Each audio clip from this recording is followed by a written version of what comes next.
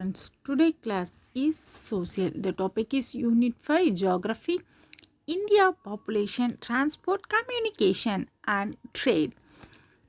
Yesterday I will talk about this topic. Okay. So what topic are you saw last class means population. So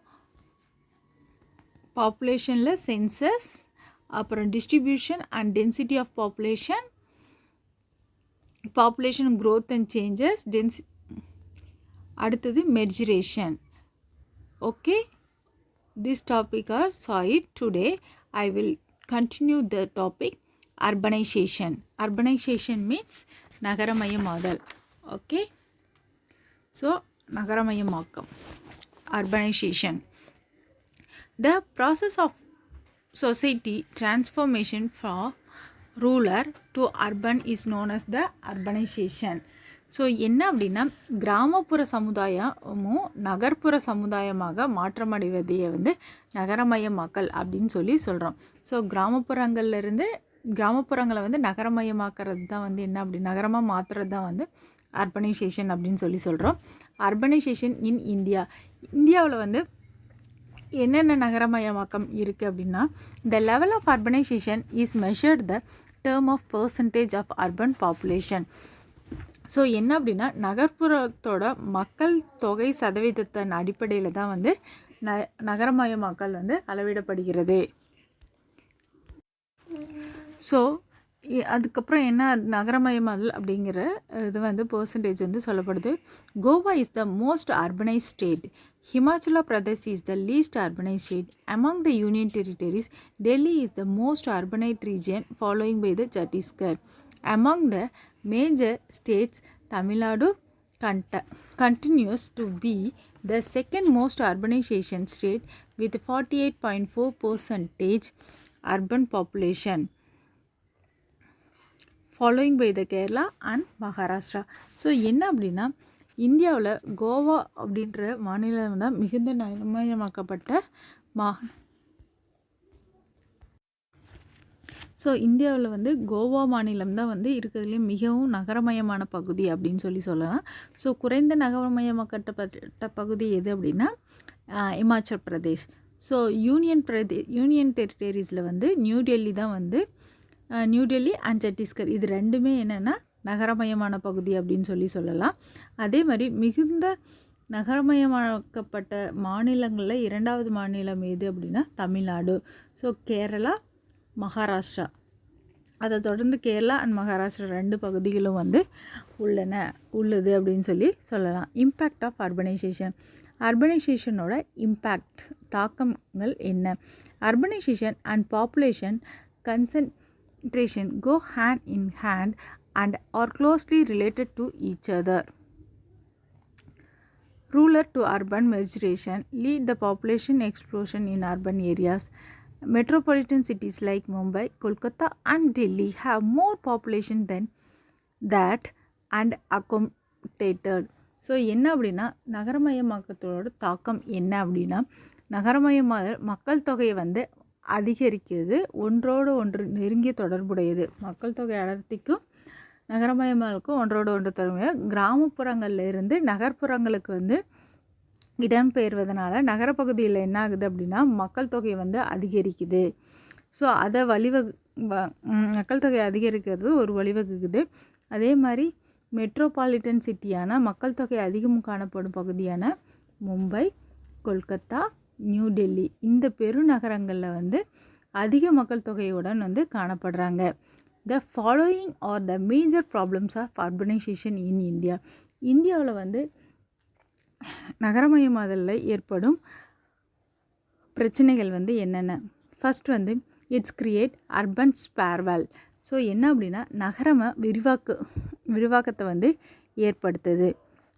so it's makes overcrowding in urban centres. So நகர்ப்புறங்கள் மக்கள் நெருக்கடியை தோற்றுவிக்குது. It's lead to the storage of houses in urban areas. So என்ன அப்படின்னா நகர்ப்புறங்களில் வந்து குடியிருப்புகள் பற்றாக்குறையாக வந்து உருவாக்குது. ஸோ என்ன அப்படின்னா நாமளே பார்ப்போம், கிராமங்களில் வந்து வீடுகள் வந்து கம்மியாக தான் இருக்கும். அதே நகரப்புறங்களில் அப்பார்ட்மெண்ட்ஸ் அதிகமாக இருக்கும், பக்கத்தில் வீடுகள் இருக்கும். ஸோ அவங்களுக்கு தங்கறதுக்கான இடங்கள் வந்து கம்மியாக இருக்கும். ஸோ அது வந்து ஒரு ட்ராபேக்னே சொல்லலாம், பிரச்சனைன்னு அப்படின்னு சொல்லலாம். I live to formation of slums.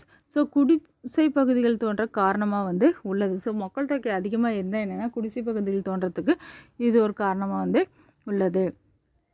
It increasing traffic congestions in cities. So என்னென்னா பெருநகரங்களில் வந்து போக்குவரத்து நெரிசல் வந்து அதிகமாகுது. ஸோ இது ஒரு காரணமாக வந்து நம்ம சொல்லலாம். It's creates water scarcity in the cities. So என்ன அப்படின்னா பெருநகரங்களில் வந்து குடிநீர் பற்றாக்குறை வந்து ஏற்படுது. சென்னை அப்படின்ற பெருநகரங்களில் என்னென்னா தண்ணி வந்து அதிகமாக பற்றாக்குறையாக இருக்கும். ஸோ இது எதுக்கு காரணம் அப்படின்னா அர்பனைசேஷன், நகரமயமாதல் தான் வந்து காரணம். அதே மாதிரி இட்ஸ் கிரியேட் ட்ரைனேஜ் ப்ராப்ளம்ஸ். என்னென்னா வடிகால் பிரச்சனைகள் வந்து உண்டாக்கிறது. ட்ரைனேஜ் சிஸ்டத்தில் வந்து நிறைய ப்ராப்ளம்ஸ் வந்து ஏற்படுது. It poses the problems of solid waste management. So இது என்ன அப்படின்னா திடக்கழிவு மேலாண்மைக்கு வந்து சிக்கலாக்குது. ஸோ என்ன அப்படின்னா வேஸ்டேஜ் வந்து என்ன சொல்லுவோம், என்ன வேஸ்டேஜ் மக்கும் குப்பை மக்காத குப்பை இது மாதிரி இருக்குல்ல. ஸோ அது மாதிரி மேனேஜ்மெண்ட் பண்ணுறதுக்கு இது ஒரு பிரச்சனையாக வந்து இருக்குது. It increase the rate of crime. So குற்றங்களை வந்து அதிகரிக்கிறதுக்கு இது காரணமாக வந்து இருக்குது அப்படின்னு சொல்லலாம். எது அப்படின்னா அர்பனைசேஷன், நகரமயமாதல் வந்து ஒரு காரணமாக வந்து இருக்குது. R you clear? Any doubt? Okay, I will continue next topic. Okay, good. Next one is transportation. Transportation means போக்குவரத்து. Transport is a system in which passenger and goods are carried from one place to another. Transport system is considered as the lifeline of a country. Earlier man traveled on foot or used animals for transport. With the discovery of wheels, transport was made easier and gradually different means of transport were developed. There are three major means of transport in this world. என்ன அப்படின்னா போக்குவரத்து அப்படின்னா என்ன அப்படின்னா so பயணிக்கிறதுக்கும் சரக்குகளை வந்து ஒரு இடத்துல இருந்து இன்னொரு இடத்துக்கு கொண்டு செல்வதற்கு தான் வந்து போக்குவரத்து வந்து பயன்படுது. ஸோ போக்குவரத்து தான் வந்து ஒரு நாட்டோட உயிர் நாடி அப்படின்னு சொல்லலாம்.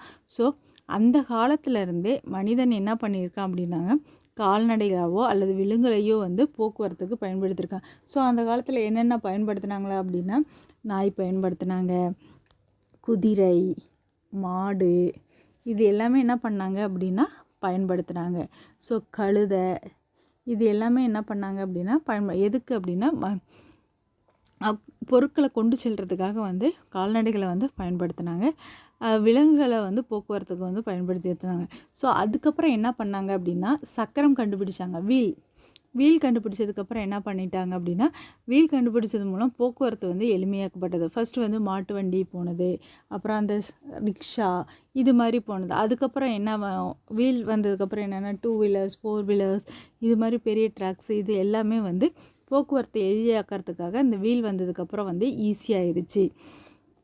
ஸோ அதுக்கப்புறம் தான் வந்து படிப்படியாக பல்வேறுபட்ட போக்குவரத்து முறைகள் வந்து உருவான.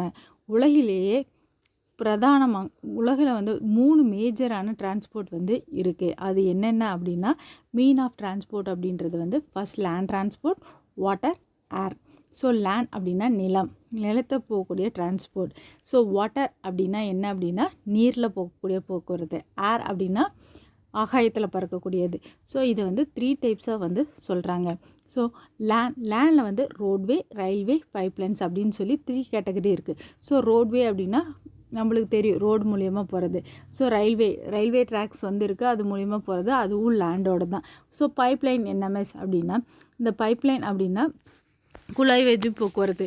ஸோ இது எதுக்காக யூஸ் பண்ணுறாங்க அப்படின்னா இப்போ ஒரு இடத்துல இருந்து இன்னொரு இடத்துக்கு பெட்ரோல் கொண்டு போகிறதுக்கு, இல்லை தண்ணி கொண்டு போகிறதுக்கு, இது எல்லாத்துக்குமே எதுக்கு யூஸ் ஆகுது, பைப்லைன்ஸ் வந்து யூஸ் ஆகுதா. ஸோ அதேமாதிரி எண்ணெய் இது மாதிரி வந்து சேஃப்டியாக ஒரு இடத்துக்குலேருந்து இன்னொரு இடத்துக்கு கொண்டு போகிறதுக்கு வந்து இந்த பைப்லைன்ஸ் வந்து யூஸ் ஆகுது. ஸோ வாட்டரில் 3 வேஸ் இந்த இன்லேண்ட் வாட்டர்வேஸ், ஓஷன் ரூட்ஸ் அப்படின்னு சொல்லலாம். ஸோ 2 வழி இருக்குது, உள்நாட்டு நீர்வழி, கடல்வெளி அப்படின்னு சொல்லி 2 வழி இருக்குது.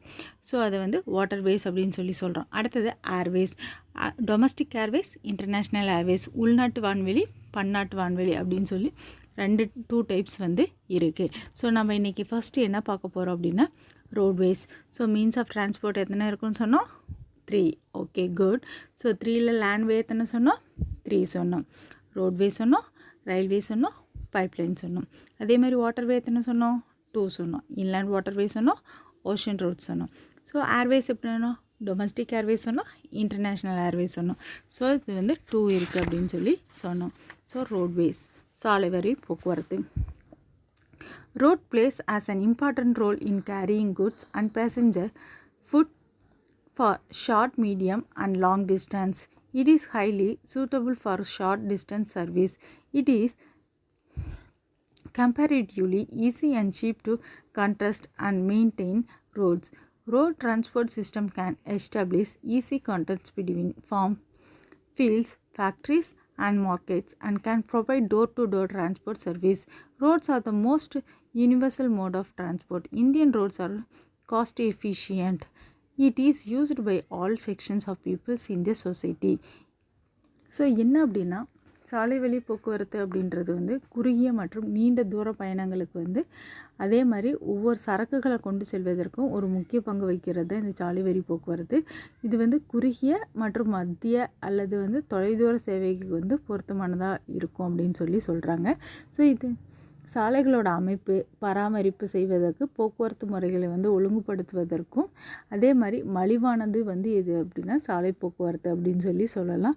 ஸோ இது மூலமாக பண்ணைகள், தொழிற்சாலைகள், சந்தைகள் இங்கே எல்லா இடத்துலையும் எளிதில் வந்து போக முடியும் நம்மளால். அதே மாதிரி சமுதாயத்தில் அனைத்து பிரிவு மக்களும் வந்து பயன்படுத்திய மலிவான போக்குவரத்து எது அப்படின்னா இந்த ரோட்வேஸ் தான். In India the density rotor network is found in the northern planes where it is a relatively easy to contrast road. The mountainous area it is a quite different to contrast road. Road density is the highest in Kerala and lowest in Jammu and Kashmir. For the purpose of constructions and maintenance, roads are classified into national highway, state highway, district road, rural road, border road and international highways. So இந்தியாவில் சாலைகள அமைப்பு வந்து எளிதாக இருக்கும்படி வந்து வட இந்தியாவில் வந்து பெரும் சமவெளி பகுதியிலும் அடர்த்தியான சாலை அமைப்புகளை வந்து கொண்டுள்ளது. மலைப்பகுதிகளில் வந்து சாலைகள் அமைப்பு கடுமையாக உள்ளதுனால கேரளா சாலைகள் வந்து அடர்த்தி மிக அதிகமாக உள்ள ஜம்மு அண்ட் காஷ்மீர், லடாக் பகுதியில் வந்து மிக குறைவாகவே வந்து உள்ளது. ஸோ வந்து அடர்த்தி அதிகமாக உள்ள பகுதிகளில் வந்து குறைவாகவும் அடர்த்தி கம்மியாக இருக்க பகுதிகளில் அதிகமாகவும் போக்குவரத்து வசதிகள் வந்து உள்ளது அப்படின்னு சொல்லலாம். சாலை அமைப்பு பராமரிப்பு நோக்கத்திற்காக இந்தியாவோட சாலைகளில் வந்து தேசிய நெடுஞ்சாலை அப்படின்னு சொல்லி NH அப்படின்னு சொல்லி சொல்கிறோம். ஸ்டேட் ஹைவேஸ் அப்படின்றது வந்து மாநில நெடுஞ்சாலை அப்படின்றது SH. அடுத்தது டிஸ்ட்ரிக்ட் ரோடு ரூரல் ஏரியா அப்படின்றது மாவட்ட சாலைகள். அதே மாதிரி ரூரல் ரோடு அப்படின்றது கிராமப்புற சாலைகள். பார்டர் ரோடு அப்படின்றது வந்து எல்லையோர சாலைகள். அடுத்தது வந்து இன்டர்நேஷ்னல் ஹைவே அப்படின்றது பன்னாட்டு சாலை நெடுஞ்சாலை. இதெல்லாம் வந்து வகைப்படுத்தலாம் அப்படின்னா. ஸோ நம்ம இப்போ கிளாசிஃபிகேஷன் ஆஃப் ரோட்ஸ் இன் இந்தியாவில் எத்தனை வகையான ரோட்ஸ் வந்து இருக்குது அப்படின்றத பார்க்க போகிறோம். First national highway NH. தேசிய நெடுஞ்சாலை அப்படின்றது வந்து இந்திய சாலை போக்குவரத்தில் மிக முக்கியமான அமைப்பாகும் அப்படின்னு சொல்லலாம். National highways from the most important system of road transport in India. These highways are run through length and breadth of this country, continuous capital of states, major ports, rail junction, industrials and tourist center, Ministry of Road Transport and Highway of India. It is responsible for the development of and maintenance of national highways in India. The longest national highway is NH44, which runs from the Varanasi in Uttar Pradesh and Kanyakumari in Tamil Nadu, covering a distance of 2,369 km. The shortest national highway is NH47A, which runs from Ernakulam to Cochin Port, Wilmington Island, covering the distance of 6 kilometers. So என்ன அப்படின்னா first நம்ம தேசிய நெடுஞ்சாலை NH. So தேசிய நெடுஞ்சாலை அப்படின்றது இந்திய சாலை போக்குவரத்தில் மிக முக்கியமான அமைப்பு அப்படின்னு சொல்லலாம். இந்திய தேசிய நெடுஞ்சாலையில் வந்து வடக்கு தெற்கு கிழக்கு மேற்காக வந்து நம்ம எல்லைகளை வந்து பிரிச்சிருக்கோம். ஸோ மாநில தலைநகரங்கள், முக்கிய துறைமுகங்கள், ரயில் நிலையங்கள், முக்கிய சுற்றுலா மையங்கள், தொழில் மையங்கள் ஆகியவை இணைக்கிறதுக்காக இந்திய தேசிய நெடுஞ்சாலை வந்து பராமரிக்கிறாங்க. ஸோ அது அரசு தரைவழி மற்றும் நெடுஞ்சாலைத்துறை அமைச்சகமாக வந்து பொறுப்பேற்கும். இந்தியாவில் வந்து மிக மிக தேசிய நெடுஞ்சாலை எது அப்படின்னா NH44. இது வந்து உத்தரப்பிரதேசில் உள்ள வாரணாசியிலேருந்து தமிழ்நாட்டில் உள்ள கன்னியாகுமரி வரைக்கும் வந்து 2369 கிலோமீட்டர் நீளத்தை வந்து கொண்டது. இருக்கிறதுலே ரொம்ப குறைவான நீளமுடைய தேசிய நெடுஞ்சாலை என்ன அப்படின்னா NH47A. இது வந்து எர்ணாகுளத்தில் வந்து 6 கிலோமீட்டர் தொலைவை கொண்ட கொச்சின் துறைமுகமான லிங்ஸ்டன் தீவில் வந்து இணைக்கப்பட்டிருக்கு. ஸோ இது வரைக்கும் புரிஞ்சிச்சாடா? Are you clear? Any doubt? Okay, no.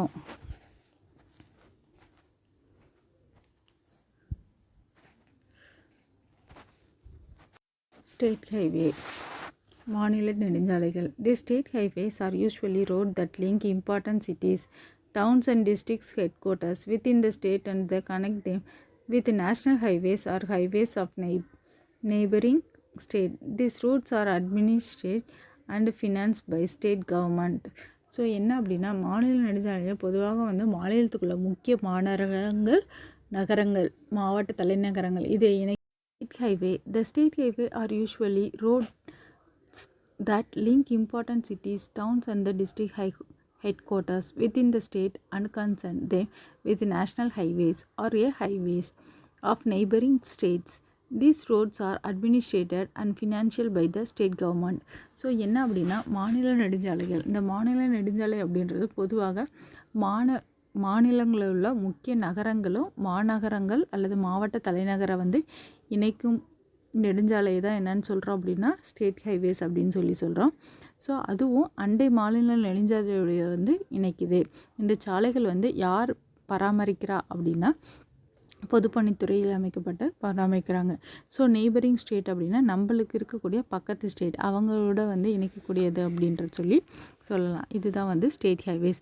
அடுத்தது டிஸ்ட்ரிக்ட் ரோட்ஸ், மாவட்ட சாலைகள். District roads provide connectivity between the districts and taluka headquarters within the state highway and the national highways. District roads are constructed and maintained by the public work department of the states. So என்னென்னா மாவட்ட சாலை வந்து மாநில நெடுஞ்சாலை அப்புறம் தேசிய நெடுஞ்சாலைகளுடன் வந்து மாவட்ட வட்டார தலைமையிடங்களில் வந்து இணைக்குது. ஸோ ஒவ்வொரு மாவட்ட சாலைகளும் வந்து மாநில பொதுப்பணித்துறையால் வந்து என்ன பண்ணுது, பராமரிக்கப்படுது. ஸோ அடுத்தது rural roads, village road. The roads are vital from this providing link in this rural area. It links the different villages with the neighboring towns. They are maintaining by the village panchayat. So என்ன அப்படின்னா ஊரக பகுதி சாலைகள். So இது வந்து கிராம சாலைகள். சாலை வந்து கிராமப்புறங்களை வந்து இணைக்குது. ஸோ என்னென்னா பல்வேறு கிராமங்களும் அது அருகில் உள்ள நகரங்களை வந்து இணைப்பது தான் வந்து கிராம பஞ்சாயத்து வந்து பராமரிக்கிறாங்க. ஸோ இந்த வகையான ரோடு என்னென்னா நம்ம வில்லேஜில் இருக்கிற கிராமங்கள்லாம் இருக்குல்ல, கிராமங்கள் வந்து எடப்பாடி நகரப்பகுதிகளில் இருக்கிறத வந்து ரூரல் வில்லேஜ் ரோடு அப்படின்னு சொல்லலாம். அடுத்தது border roads. These are the roads are stringing important in this border area. They are constructed and maintained by the Border Roads Organization. It was established in 1960 from this development of the road of stringing importance in this northern and northeast border. Border Road Organization has constructing world highest road joining Chhattisgarh and Leh in Ladakh. This road runs an average altitude of 4,270 kilometers. So border எல்லைப்புற சாலைகள் அப்படின்னா நம்ம நாட்டில் எல்லை பகுதியில் அமைந்துள்ள முக்கிய வாய்ந்த ஒரு சாலை வகையாகும் அப்படின்னு சொல்லலாம். இது எல்லைப்புற சாலைகளில் வந்து நிறுவனத்தால் வந்து அமைக்கப்படும். ஸோ எல்லைப்புற சாலைகள் பார்டர் ரோட்ஸ் வந்து பார்டர் அவங்களால இந்த அமைப்பை வந்து எப்போ ஆரம்பித்தாங்க அப்படின்னா 1960 வந்து ஆரம்பித்தாங்க. இது வந்து வடக்கு மற்றும் வடகிழக்கு எல்லைகளை வந்து மிகவும் முக்கியம் வாய்ந்த ஒன்றாக வந்து இருக்குது. ஸோ எல்லைப்புற சாலைகளை வந்து நிறுவனம் உலகிலேயே உயரமான எல்லைப்புற சாலைகள் வந்து எங்கே இருக்குது அப்படின்னா லடாக்கில் உள்ள லேகலாவில் வந்து இருக்குது. அது வந்து எங்கள் சத்தீஸ்கர் வரை வந்து அமைக்கப்பட்டுள்ளது. இது வந்து கடல் மட்டத்திலேருந்து எவ்வளோ தூரத்தில் இருக்கும் அப்படின்னா 4270 மீட்டர் தொலைவில் வந்து இது இருக்குது அப்படின்னு சொல்லலாம். இதுதான் வந்து பார்டர் ரோட்ஸ். அடுத்தது கோல்டன் குவாரண்டல்.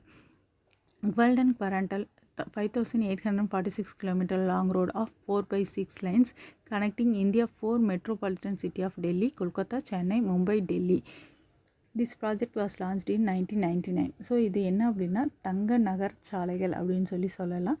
ஸோ இது வந்து 5,846 கிலோமீட்டர் நீளத்தையும் 4 முதல் 6 வழி கொண்டதாகவும் உள்ளது. ஸோ இது வந்து 4லேருந்து 6 வழிச்சாலை.